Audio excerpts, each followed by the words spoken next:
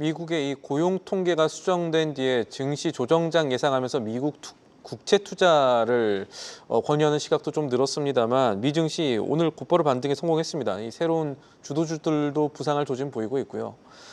고용 통계 수정 이후에 이 고개드는 경기 침체 우려와 또 비컷 가능성으로 인한 증시 상승의 가능성, 어느 쪽에 투자의 무게추를 두어야 하는 것인지 오늘은 이 문제를 알아보는 시간을 마련했습니다. 도움 말씀에 한상춘 한국경제신문 논설위원 자리에 있습니다. 안녕하십니까? 네, 안녕하십니까? 자, 위원님, 오늘도 이 문제 먼저 짚어봐야죠. 간밤 뉴욕 증시 중에 어떤 부분 주목하셨습니까? 네, 일단은 어제도 우리 세법 개정안에서 여당 내에 이렇게 갈등이 많다 보니까 대통령께서 좀 나서야 되지 않느냐 하는 이런 시각으로 방송해 드렸습니다는 결국 당대표께신 정청래 이렇게 대표께서 총대를 메고 계신 것 같아요. 오늘 정청래 민주당 대표를 비롯해서 우리나라의 정책 당국자들은 꼭 좀 방송의 끝을 좀 보겠습니다. 또 시청자 여러분께 양해를 구해야 될 것은 너무 늦게 이 소식을 접했기 때문에 자막을 통해서 만들지 못했습니다.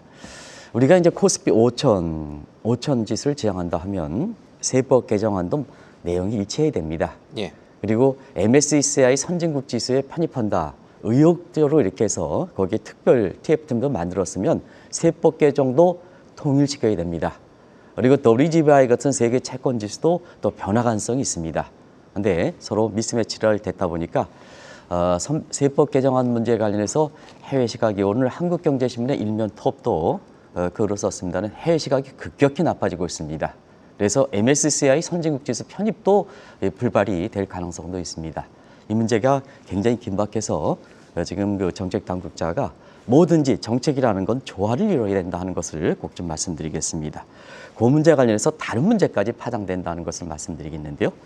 아시겠습니다는 이런 문제가 급변 가능성이 있기 때문에 어제도 그렇습니다는 미국의 고용 통계 급격히 하향 조정하고 세법 개정 관련해서 너무 증권사들이 주가를 4,000 했다가 3,240으로 내린다든가 미국에서 증시가 조정 오니까 국채로 투자를 조정하라 이런 문제는 좀 신중을 기할 필요가 있다 하는 것으로 말씀을 드렸습니다. 바로 그것이 확인됐습니다. 예. 고용통계 수정 이후에 미국 경제 스태그플레이션 그러니까 안정자세는 미국의 국채 8월달 미국의 증시 조정 이렇게 해서 시청자 여러분 그런 쪽으로 전문가들이 많이 하는 시각도 봤습니다.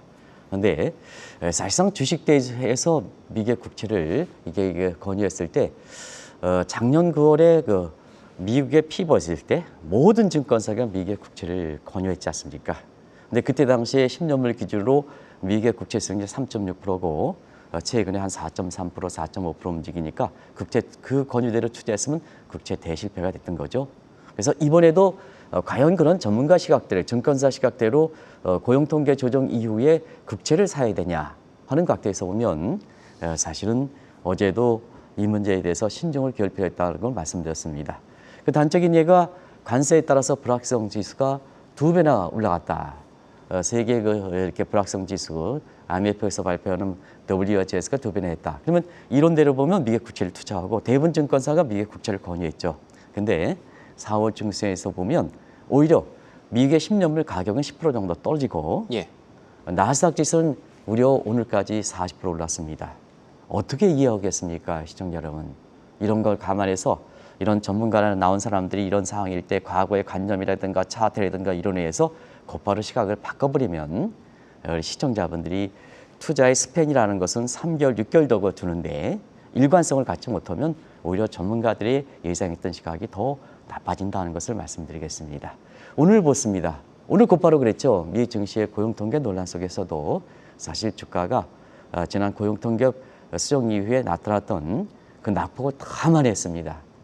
다 만회했습니다. 이거 어떻게 이해하셨겠습니까? 물론 시간을 갖고 지켜봐야 되겠습니다는 낙폭이 하루 만에 다 반등에 성공하는 모습을 보였습니다. 이런 것이 최근에 불확실성 변수가 됐을 때 그것이 시장에 작용하는 요인인가 아닌가 하는 것을 좀 판단해 봐서 이런 쪽에 나서야 되는 것이 아닌가 생각합니다. 알겠습니다. 저희가 이 시간 통해서 민주식 열풍, 이 미국 증시에서 불었던 이 열풍 현상을 주도주 바뀜 현상과 함께 묶어서 봐야 된다 이렇게 진단해드린 적이 있었는데요. 약 2주 전으로 기억을 하는데 그때 한 의원께서 저에게도 이제 새로운 주도주가 될 수 있는 종목들 찾아보고 한번 묶어서 영어 만들어 보라 이렇게 숙제 주시기도 하셨습니다. 요즘 들어서 부각되는 이 새로운 주도주 어떤 것들이 있습니까? 네, 그때도 이제 신한커께서 워낙 경제 식견이 뛰어나니까 새로운 주도주 미국 증시를 뭐로 이끌 것이냐 하는 것으로 질문을 했습니다는 아직 답변을 이렇게 저는 시간이 좀 걸립니다. 맞습니다. 짐 시간이 프레이머가 걸려서. 먼저 얘기했더라고요. 예. 예. 그래서 이제 지금은 조심스럽게 지금 아마 신앵커께서 말씀하실 때는 이제 확연하게 드러나서 아마 시청자분이 그런 쪽으로 투자를 가져가셔도 좋지 않겠냐 하는 생각이 드는데요. 지금은 이제 서서히 고개를 드는 것 같습니다.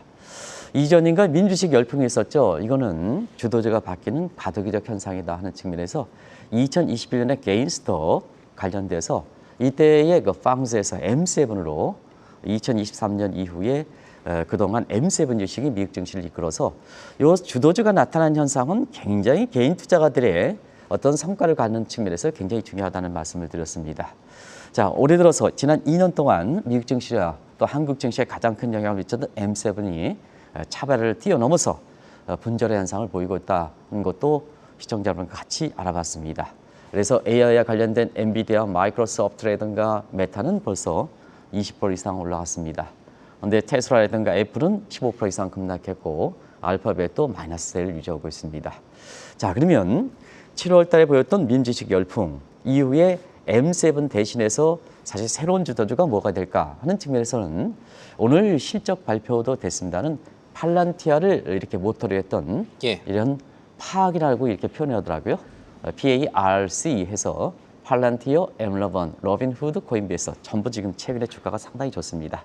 그래서 이 용어를 따서 파악이라는 그 단어를 이렇게 되는데요. 그냥 PARC라는 게 좋지 않겠냐는 생각이 듭니다. 시청자분한테는 더 와닿지 않겠냐는 생각이 듭니다. 그래서 이러한 그 젊은 층들이 선호하는 그래서 이런 미국의 표현이 있더라고요. 팡스는 뭐 저희 것처럼 나이가 든 사람들이 선호했던 주도주고 PARC는 젊은 층, MZ세들이 선호하는 이런 종목들이다. 이렇게 해서 향후의 지속 가능성이 상당히 높지 않겠냐 하는 시각도 이렇게 나오고 있습니다. 참고하실 필요가 있지 않냐 생각합니다. 그리고 또 한 가지는 AI와 관련되는 AI3라 해서 엔비디아, 마이크로소프트, 메타 이것도 사실 PARC와 함께 새로운 주도주가 되지 않겠느냐 하는 시각에서 아직 고개를 들고 있습니다는 신앵커가 그 정점을 아마 찍어주실 거로 생각됩니다. 그래서 서학개미들도 지금 주도주가 바뀌는 가운데 M7이 분절해야 되니까 뭐를 갖고 투자할 것이냐 고민이 많거든요. 그래서 신앵커가 이렇게 향후의 주도주에서 이렇게 얘기할 때 그때의 투자 전략을 바꾸실 필요가 있지 않느냐 하는 생각이 듭니다.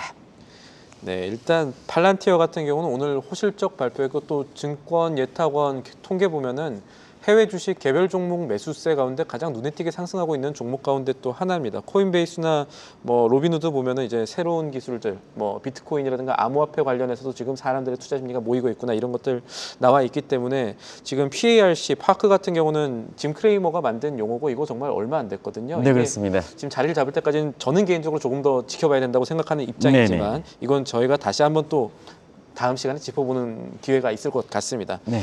오늘 짚어봐야 될 부분들이 많아서 이 질문도 저희가 하나 드려야 될 텐데 오늘도 트럼프 대통령이 크게 수정된 이게 집요하죠. 고용 통계 조작됐다 다시 한번 거론했습니다. 이 문제 왜 지금 트럼프 대통령이 길게 가고 싶어하는지 이걸 좀 짚어볼까요? 그게 다 궁금하죠, 시청자 여러분. 트럼프 대통령이 오늘도 사실 통계 조작을 들었습니다. 한 국가의 통계는 대통령의 책임이지 누구의 책임이 아닙니다. 주무부서의 책임이 아닙니다. 통계라는 건 국격과 관련돼 있거든요. 그렇기 때문에 설령 자기 자신에 속한 공무원이 정무직이니까 물론 바이든 정부에 임명했던 사람이긴 하지만 그것도 똑같습니다. 근데 이 통계 가지고 또 국장급에 해당되는 사람이랑 같이 이렇게 대통령이라는 사람이 연일 이 문제를 대는 것은 무슨 숨은 의도가 있는 것이 아닌가. 그래서 시청자분이 그 숨은 의도를 한번 오늘 찾아보도록 하겠습니다. 일단 고용 통계는 상당히 중요하죠. 왜냐하면 파월이 지금의 트럼프가 강조했던 금리 인하에 수용할 것이냐 말 것이냐 할 때 마지막으로 보는 지표가 파월이 고용 지표다 이렇게 볼 수 있습니다. 그동안 파월은 트럼프 요구의 금리 인하 요구에 지속적으로 동결로 반응했던 것은 고용시장이 건전하다함을 들었습니다. 근데 이 고용 통계가 올해 확 줄어버렸습니다. 확 줄어버렸습니다. 그래서 시기열에서 대거 이탈했습니다. 그러다 보니까 자연스럽게 트럼프 쪽에 할 말이 많은 거죠. 그래서 수정된 내용은 아시겠습니다. 5월과 6월에 한 14만 건, 12만 건에서 1만 건대로 떨어졌습니다. 이게 무슨 일입니까? 미국은 원래 통계 선진국은 아닙니다. 시청자 여러분 아시겠습니다. 미국은 통계 선진국이 아닙니다. 옛날부터 이 통계 조작 논란은 오바마 정부 시절도 있었고 바이든 정부 시절도 있었습니다. 통계 선진국은 대부분 다 유럽 국가들이 해당되겠습니다. 그런데 이 통계 조작의 통계 선진국이 아니다 하더라도 14만 건에서 불과 2에서 3개월 후에 1만 건대로 축소했다. 어떻게 이해합니까? 미국의 경제 지표 가지고 미국의 경기 상황을 파악할 수가 있겠습니까? 그래서 그렇게 발표됐을 때 좀 지켜보면서 판단하자. 이게 뭐 주식의 조정장이 되니까 경기 침체가 돼서 채권적으로 가라. 어제도 이제 방송 오는 사람이 있었습니다는 그에서 바로 논박이 됐던 것도 오늘과 같은 상황이 나올 수가 있기 때문에 시청자분들께 말씀드렸습니다. 누구를 잘했다 잘못했다 얘기하는 거 아닙니다. 과거의 미국의 히스토리를 보고 그런 걸 판단하실 필요가 있다는 것을 말씀을 드리겠습니다. 결과적으로 일자리 창출 급감이라 하는 것은 결국 이것이 관세에 따른 영향인가? 이렇게 레이 서머스 교수인가 이런 사람들이 바로 붙여버리거든요. 그러면 뭐냐면 트럼프 정부 입장에서는 일시적이다 했던 이 트럼프 입장에서는 당혹스러울 수밖에 없죠. 그러다 보니까 스케줄 F 가지고 자 고용통계국장을 그냥 날려버렸습니다. 그러면 오늘 그 통계 조작이다 하니까 통계 조작의 책임은 통계국장이 문제다. 날려버렸습니다. 네. 그게 비판이 있거든요.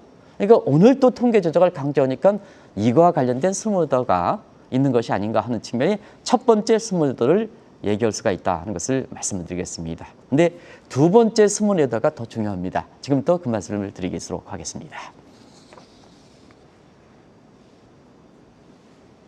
네, 이 조금 더 봐야 될 것들이 있을 것 같은데 이 매월 노동부가 발표하는 일자리 창출 건수가 어떻게 나오길래 한두 달 전에 나왔던 내용들 이렇게 수정이 되어 가고 있는 겁니까? 네, 모두가 궁금하죠. 이게 국내 그 경제신문이라면 14만 건을 1만 건으로 줄였다면 왜 이렇게 줄어들까? 예. 이 독자들의 이렇게 해서 그것을 이렇게 분석해 주는 시각이 아마 경제신문의 본질의 책임인 게 아닌가 생각합니다. 근데 국내 언론들은 그걸 하나도 다루는 경우가 없습니다. 그렇기 때문에 오늘 시청자분을 통해서 이 문제를 얘기하도록 하겠습니다. 왜 14만 건이 1만 건으로 줄어들까 하면 자연스럽게 일자리 창출 건수를 통계를 어떻게 산출하느냐 하는 것을 말씀드리겠습니다. 자, 이건 매월 통계입니다. 그래서 12월 전후에서 노동부가 사실상 일자리 창출에 전수조사는 비용이 많이 들어가기 때문에 표본으로 통해서 대체로 기업과 금융사의 12만 1천 표본을 가지고 산정합니다. 근데 이 코로나를 거치면서 응답률이 자꾸 떨어지고 있습니다. 우리도 지금 선거조사 결과를 보면 선거조사에서 보면 응답 안 합니다. 저조차 응답을 안 합니다. 예. 응답률이 떨어집니다. 그러다 보니까 응답률이 얼마나 떨어질까? 코로나 사태 직전에 2020년 10월 달에 보면 80%가 넘었습니다. 근데 이번에 조사했던 7월 통계죠. 이 7월 통계는 67%입니다. 이 67% 가지고 어떻게 발표할까 하는 측면에서 결과적으로 2, 3개월을 거치면서 이게 응답률이 90%대까지 끌어올릴 때까지 수정을 합니다. 그러면 자 80%에서 90%대는 거의 첫 번째 응답률이 그대로 확정될 가능성이 높습니다. 예. 근데 60%대에서 90%까지 가려면 굉장히 변화 가능성이 있는 거죠. 자, 미국 한번 보겠습니다. 미국 트럼프 정부가 들어오면서부터 갈기갈기해지고 있죠. 민주당 측에 내 응답이 왔어. 그럼 응답을 안 하거나 지연시키거나 아니면 내 의도와 달리 응답할 수도 있는 겁니다. 이게 에러 문제입니다. 그래서 보통 샘플 조사할 때는 샘플링 에러, 전수조사에서 샘플 축출을 어떤 쪽에 샘플을 축출하느냐에 따라서 에러가 발생합니다. 그리고 자 내가 이게 쫙 해서 예를 들어서 나는 성향이 보수인데 자 지금 진보 쪽의 성향이 앞도거든요. 그럼 내가 보수 쪽에 응답을 한다면 나중에는 내가 두들겨 맞는 게 아니냐 하는 측면에서 나중에 투표장에 가서 그 내 의도대로 찍으면 됐지 응답할 때는 나는 보수지만 진보 쪽으로 찍는다. 이게 넌샘플링 에러입니다. 그러다 보니까 이 통계 문제에서는 항상 통계 조작 문제에 시달리는 거거든요. 그 조작 문제를 트럼프 정부가 들고 나온다 이렇게 보시면 되겠습니다. 네.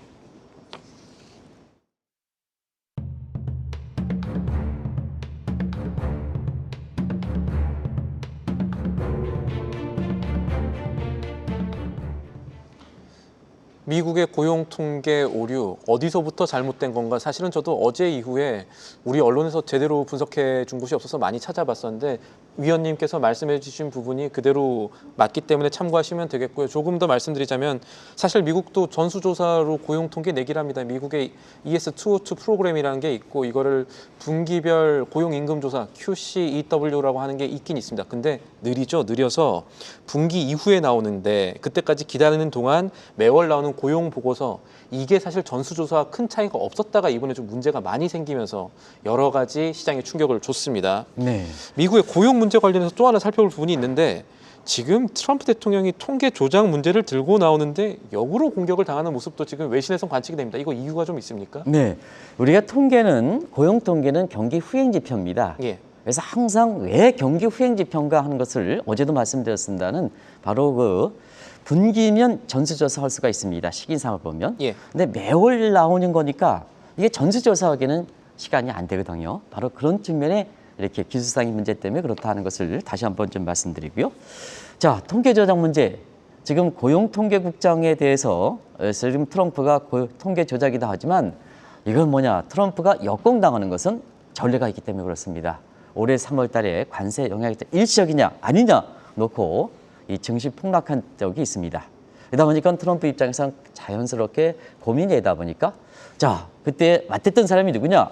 트럼프, 머스크 경제휴부 장관 지금 떠났습니다는 러트닉 이 사람이 러트닉 왜 만났냐? GDP 통계의 주무부서기 때문에 만난 겁니다. 벤센트가 들어가는 게 아니고 러트닉이 들어간 겁니다. 맞댔습니다. 자, 우리가 정부 통계에서 보면 총수 항목들 보면 시청자 여러분 익숙하죠? Y는 이꼴은 민간 소비 플러스 설비 투자, G 정부 지출 그리고 순수출 기여도에서입니다. 이때 G 항목을 빼자. 네. G 항목을 빼자. 그러면 이 G 항목, 정부 지출의 항목을 뺐을 경우는 어떨 것이냐?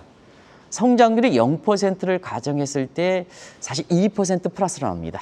그럼 1, 4분기 성장률이 마이너스 0.5가 최정인데요. 플러스 0.2%로 오면 1.5%가 가능했다는 얘기입니다. 이때 이제 롯데에서 G 항목을 빼자 했습니다. 근데 성장률 통계는 아마 대공황 당시에 사이먼 쿠스너가 20세기에 발명한 최고의 명품이다 이렇게 얘기하고 있습니다. 또 트럼프 정부는 정부의 역할이 굉장히 중요하죠. 모든 것 트럼프 정부가 지금 하고 있지 않습니까? 근데 여기서 지출 항목을 빼자. 정부 지출 항목을 빼자.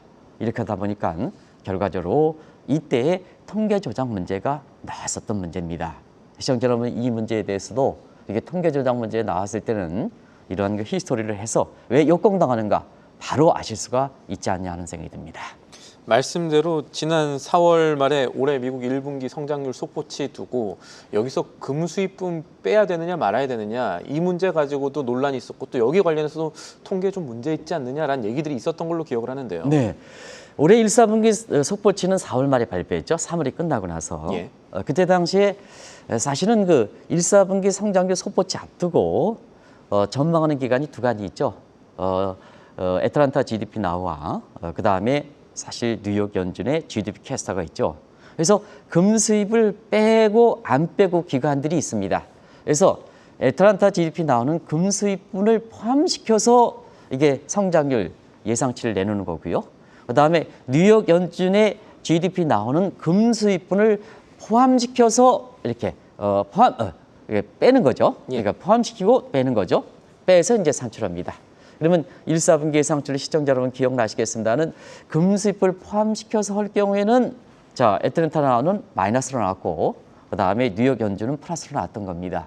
이걸 받아들이던 뉴욕 이렇게 상무입 입장에서는 자연스럽게 금수입분 빼자 안 빼자 이 문제가 논란이 됐었던 거죠. 사실상 1분기에 금수입분은 엄청나게 늘었습니다. 종전의 평균치 비해서 3배나 늘었습니다. 그러면 순수출 기여도가 마이너스로 나온다는 얘기입니다. 순수출이 마이너스입니다. 그래서 이 금수입분을 그렇게 포함시킬 때는 순수출 기여도가 마이너스면서 성장률이 4%포인트까지 이렇게 훼손시킬 우려가 있기 때문에 이걸 빼자 안 빼자 놓고 논의가 됐었던 겁니다.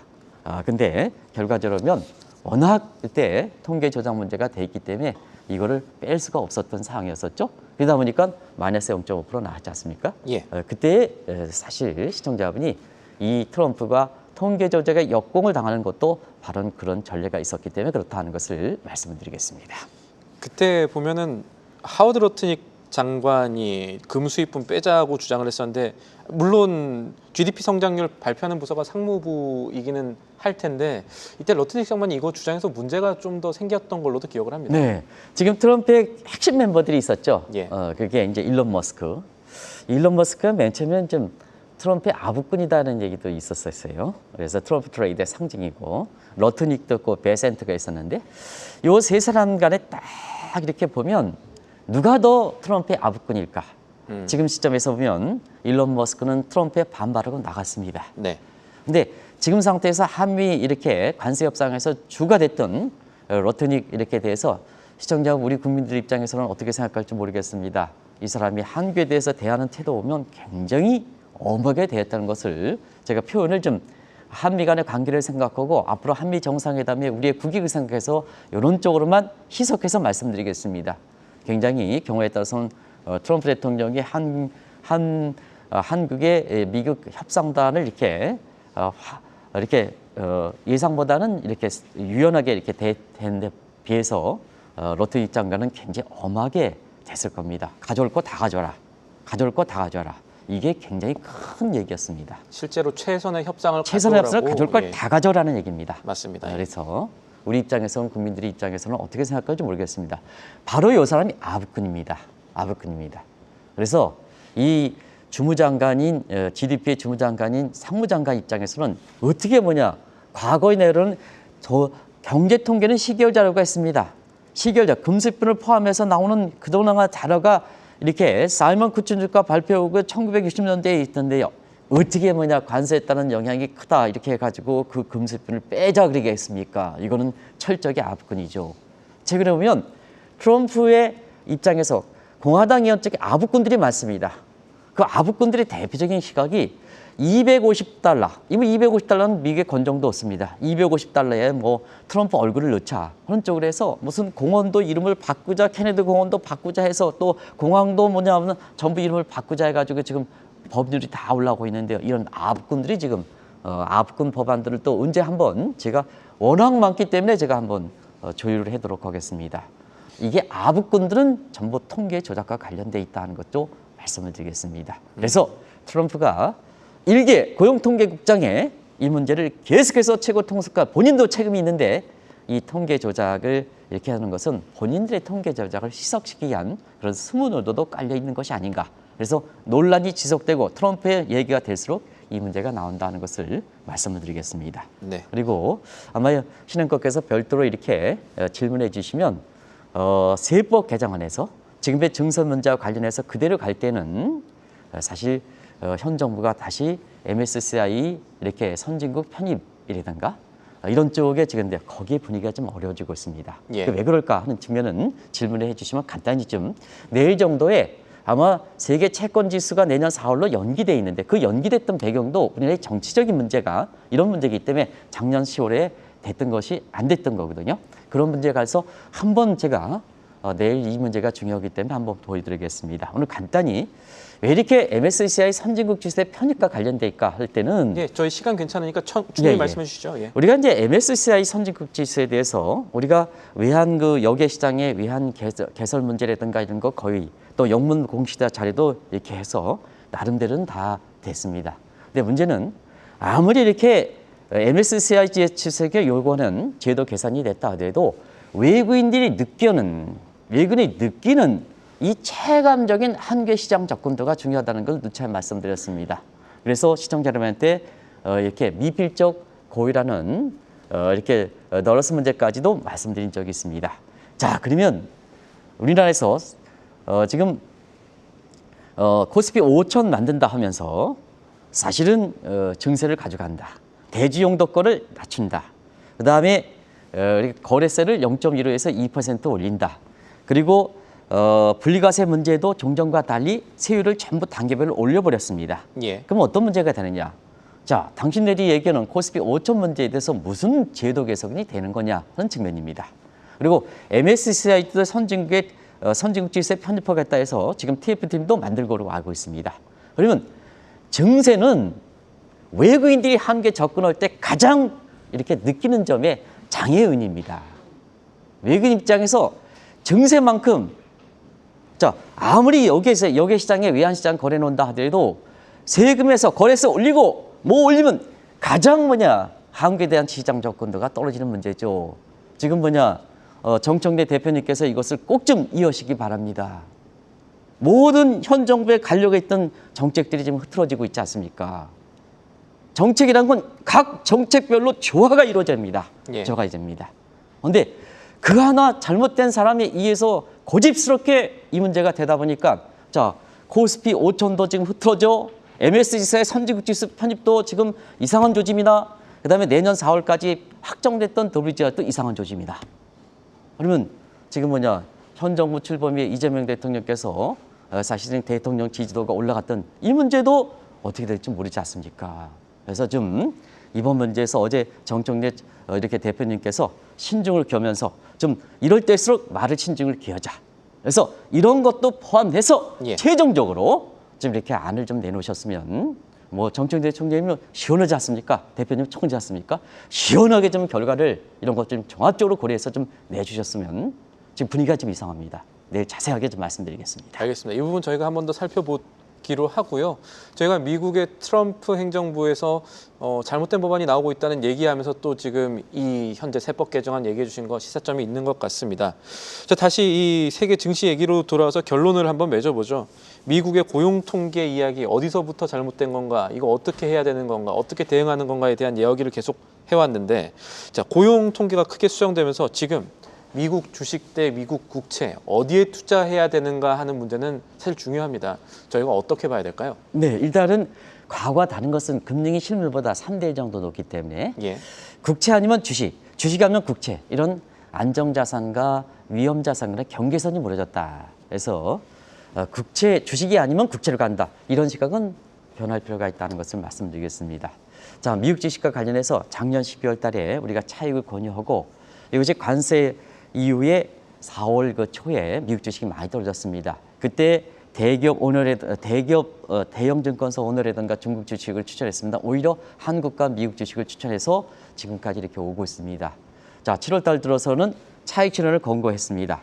그런데 사실 미국 시장에서 보면 고용 통계에 따라서 물론 경기 침체 우려가 과잉된 측면도 있습니다. 경기 침체냐? 그다음에 경기 침체에서 9월 달에 B컷까지 되느냐? 그러면 어디에 베팅하시겠습니까? 지금은 금융이 실물보다 3대1 정도 큽니다. 예. 그런 측면에서 일단 경기 침체가 오래되면 B컷 가능성이 높아지는 겁니다. 유동성 장세선 B컷에 대해서 주가가 반등할 가능성이 더 높은 겁니다.